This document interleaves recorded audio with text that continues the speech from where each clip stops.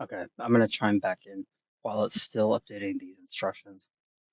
Like, this is a specific, you can have it create its own, reference documentation for tasks, for all kinds of tasks, and prune them and clean them up over time, right? They might become messy with lots of changes and stuff, but yeah, you could create an entire encyclopedia of, it's a unique knowledge base for anything that you wanted to do. And one thing I've found is incredibly useful is just to use use another agent, right? To create the framework for these kinds of instructions. Like you create a well-structured, comprehensive prompt or instructions to begin the task. Use another agent to do it. You give it the clearest instructions you can and ask it to provide clarity and context and all of that kind of stuff.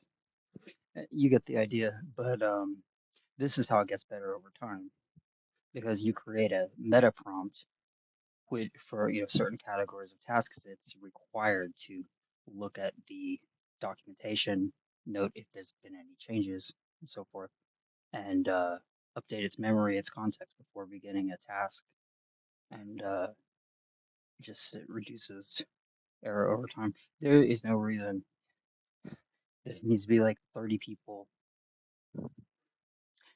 dude. Like this, you do this for 6 months and teach it to do everything you want to do, which for many, many, many things, if it can be done in the browser, it can be done by, if it can be done by a human with a mouse and a keyboard and clicking things and learning over time, processes and receiving instructions and correcting.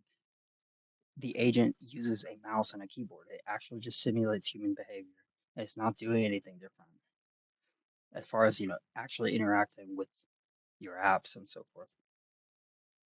So, yeah.